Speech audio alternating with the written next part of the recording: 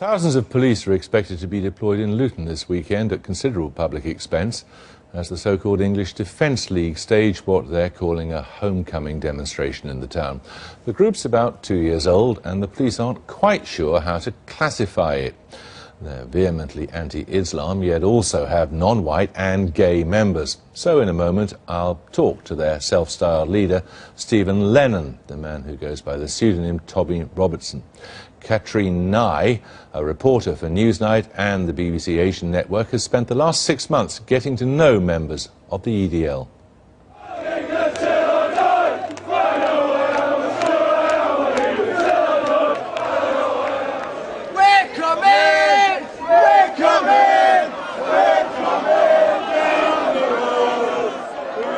In the 2 years that have passed since its inception, the English Defence League has held demonstrations up and down the UK.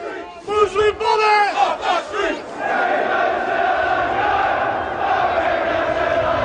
They've spawned opposition groups and counter-demos, the combination shutting down city centres.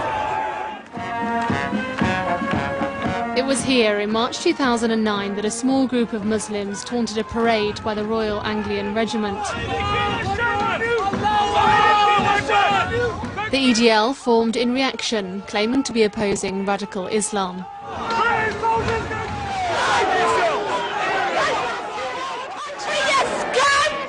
It's escalated across the country, it's gained momentum, it's now a phenomenon that swept the country, and we're bringing it back, and we're showing how far we've come in 2 years.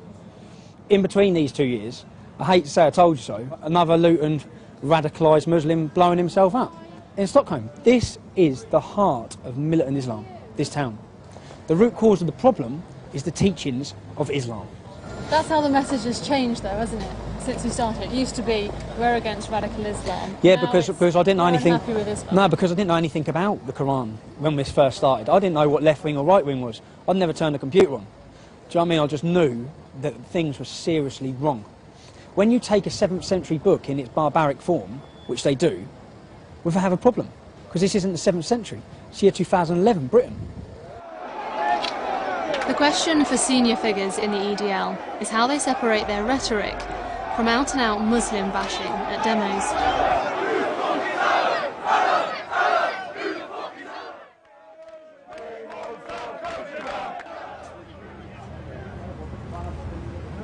For this so-called homecoming demonstration, Bedfordshire Police will be forced to mount their largest ever policing operation. They say they'll have 1,500 officers on the ground, that they're expecting up to 12,000 protesters. All this to the dismay of many locals, especially here in Bury Park, the predominantly Muslim area of Luton. Tommy hands out leaflets telling the public the EDL's not here to cause trouble. You from the EDL? Yeah. Get out of my face. Yeah, well done.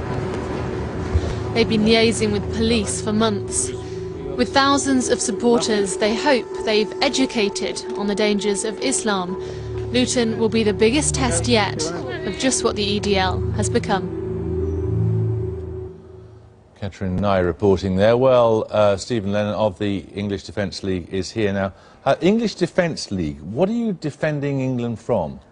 Sharia law, Islamism, the complete spread of militant Islam, which we're seeing in our towns and cities across the country. You believe that this country is in serious danger of being taken over and put under Sharia law? I believe that towns and cities have got the spread of Sharia law. We're seeing people calling for it to be implemented on a daily basis. We've got 100 Sharia court law. We have 100 Sharia law courts operating in this country. In 2003, the European Court of Human Rights done an in-depth study and they outlawed Sharia law on the facts that it is incompatible with Western democracy due to their views on homosexuals, their views on women's and their views on infidels. So it's outlawed, but we've got 100 Sharia courts. You honestly believe that there is a serious danger of the legal system of this country being replaced by Sharia law? I believe that there's 100 Sharia law courts operating in this country. I believe that people are seeing it, given only an for inch, those they who want to wish take to a mile. abide by them, of course. They're not law courts. They are. There's 100 Sharia law courts dealing with local Islamic issues. And it's been outlawed. Financial and family disputes within the Muslim community. It's been outlawed it's been outlawed in 2003 by the European Court of Human Rights. So there is no danger of it taking over our legal system. So what is it you're trying to defend England against? The spread of Sharia law, the spread of terrorism, the spread of extremism, Islamisation, the political wing of Islam. That's what we're trying to do. Could a Muslim join the English Defence League? Of course they could, yeah. Of course they could. And yet you say you're not against Muslims. No. They could join your organisation, but you are against Islam. We're against Islam taken in its 7th century barbaric form. Well, Which, when your it's direct taken, quote is, I'm not against Muslims, just Islam. Against militant Islam. And when I say Islam, taken in its 7th century barbaric form. If Islam was to evolve, which it needs to evolve, to fit in with Western democracy, which is clearly not. Clearly there's a problem. Clearly the English Defence League is a phenomenon that swept this country.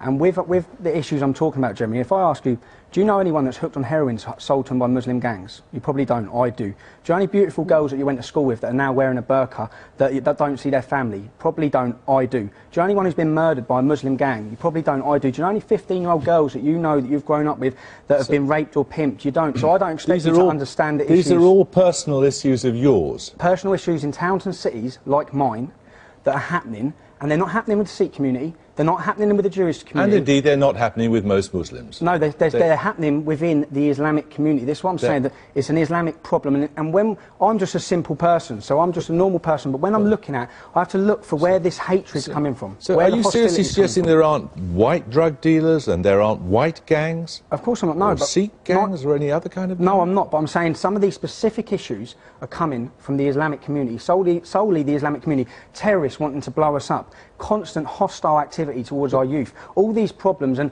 from sitting back, there's got to be something it's coming from. None of the other communities are spreading it, so we're a symptom of the problem. The English Defence League are a symptom. You're claiming that community is spreading it. Actually, what we're talking about Members here... of the community. Yes, exactly, as you could talk about members of the white community doing all sorts of atrocious things. Yeah, but not 24-year-old groups of 10 of them hanging around outside school gates. You've never seen a white gang? And purposely targeting... Never seen a white gang? Are we going to pretend that Muslim groups are not out there purposely targeting our youth and pimping them? Are we going to pretend it's not happening? You're not pretending white people aren't doing that? Then not in the same manner, not in the same group. They're saying it's a cultural thing which is going on within their community. And no one dare say it. I sat and watched Question Time, and when I watched Question Time, all I could see our political leaders was trying to explain that Jack Straw could have dressed it up a little bit better, and talking about these girls like they're statistics. They're not statistics. These girls are... Well, whose daughters do you think these are? Whose sisters? They're ours, in working-class towns and communities, and people are fed up of what's going on, and it is being ignored. For 20 years...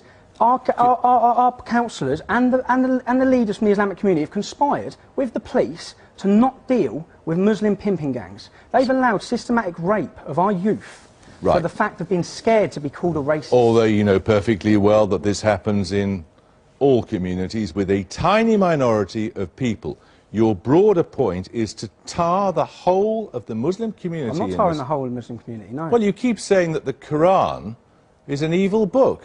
I didn't say that, but I will agree with you on that, but I didn't say that. What I'm saying is that there is a root problem. We're all symptoms. All these things are symptoms. We need to... Don't waste your money. The government are going to waste their money doing an in-depth investigation into these Muslim paedophile gangs, yeah? Don't waste your money. Do an in-depth investigation into the Quran. All of this hatred has got to be coming from somewhere.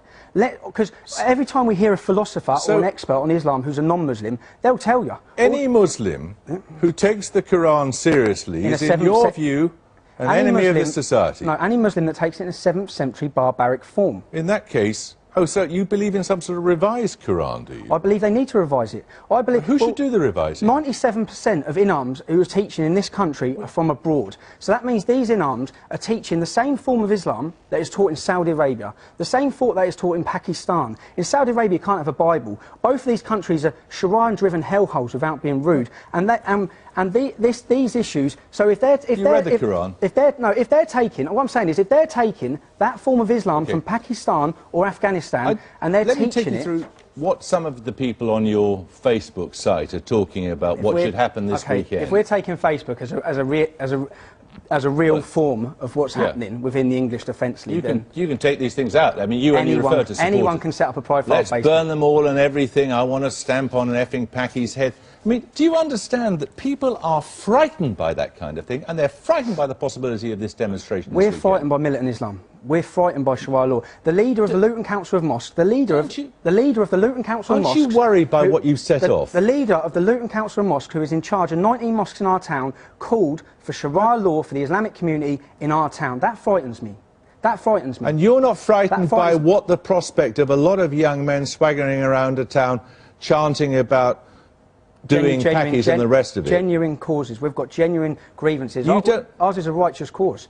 All right. It is. So okay. But I am worried. Right. I am worried, and many people across towns and cities. Right. A lot of people are worried. I believe you. Right. Most of the newspapers tomorrow morning go with the news from Egypt, not surprisingly, and so there's no point in going through them in any great detail. That's it for tonight. I'll be back tomorrow. Good night.